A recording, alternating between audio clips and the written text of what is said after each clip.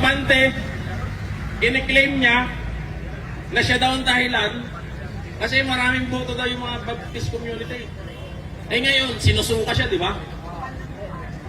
Sinusuka siya. Kapal ng mukha. Rolex.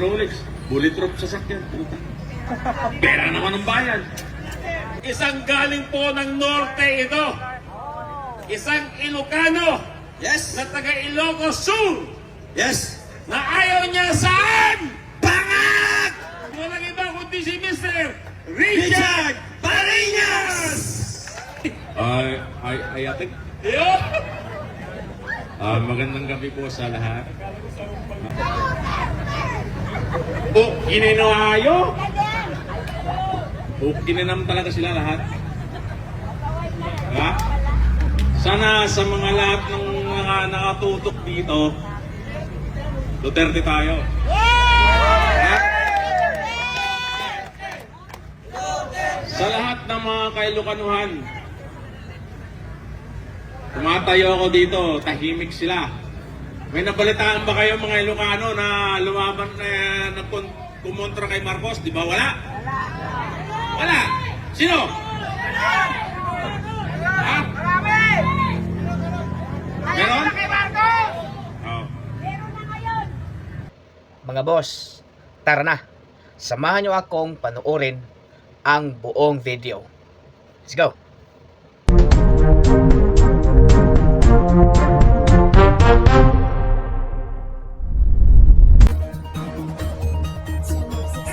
Tawagin po natin ha. Isang galing po ng norte ito. Isang Ilocano. Yes. Na taga Ilocos Sur. Yes. Na ayaw niya saan? Bangag! Tawagin natin. Walang iba kundi si Mr. Richard Parinas! Palakpak naman dyan. Parinas. At ang Parinas ay kalaban ng mga bangag! Ano ba kantahin? Ano po kakantahin? Ay, ate. Yo! Magandang gabi po sa lahat. First time ko to eh. Pero ilang gabi ko nang minomonitor yung nangyayari. Ininayo? Kinanam talaga sila lahat. Ha? Sana sa mga lahat ng mga nakatutok dito, Duterte tayo. Ha? Sa lahat ng mga kailukanuhan, tumatayo ako dito, tahimik sila. May nabalitaan ba kayo mga Ilocano na lumaban na kumontra kay Marcos? Di ba? Wala? Wala. Sino? Ha?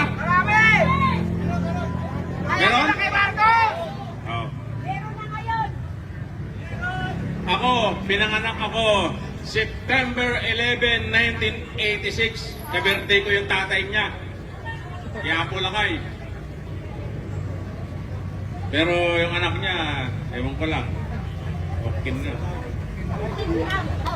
Napanood ko tong nangyari ito kay BP, kay Atty. Lopez.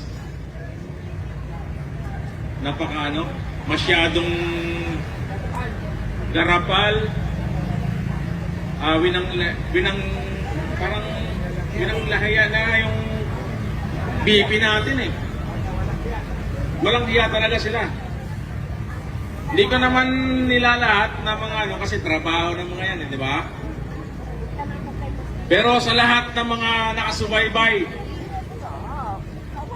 Luzon, Visayas, Mindanao, Ilocano ka man, Bisaya ka man, Mindanaon ka man, nanay ko, taga Mindanao din.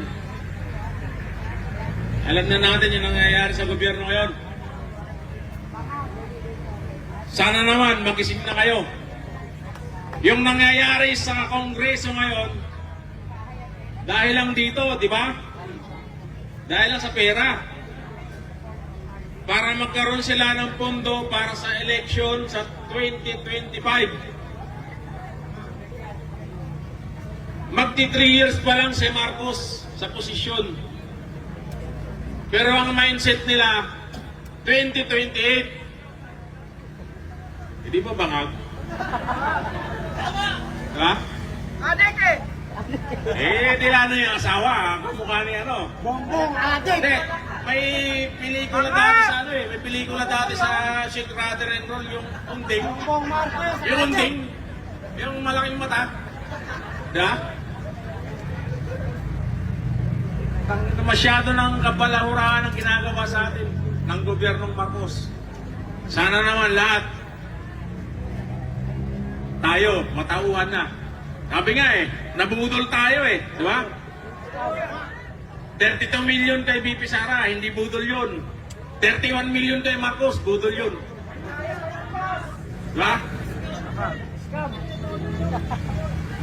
Kaya sana, sa bagay, kahit konti tayo dito ngayon, maraming nasubaybay sa atin kasi ang daming nakatutok eh.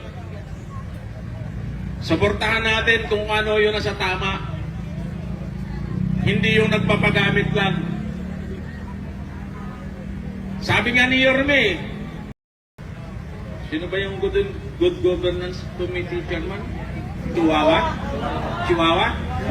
Eh, sabi nga ni Yorme, padugpag na daw, baka may rapis eh. Diba? Eh si Abante, kiniklaim niya na siya daw ang dahilan kasi maraming boto daw yung mga Baptist community. Eh ngayon, sinusuka siya, di ba? Sinusuka siya. Kapal ng mukha. Rolex. Bulletproof sasakyan. Pera naman ng bayan. Taxi driver, tricycle, lahat. Basta nagpakarga tayo ng gasolina, may tax yun. Di ba? Kaya wag na nilang kalimbang-kalimbang yung utak ng Pilipino. Dito tayo tumatayo para sa tama. Diba? Maraming salamat po sa pagkakataon. Duterte tayo. Duterte. General Bato. Bongo. Atty. Vic Rodriguez. At si number 1. Baka maging presidente yan. Marcoleta. At saka si Pastor Kibuloy. Salamat po sa pagkakataon. Ops! Huwag ka munang mag-out. Mag-iwan ka ng mensahe nang malaman namin kung ano ang opinion mo.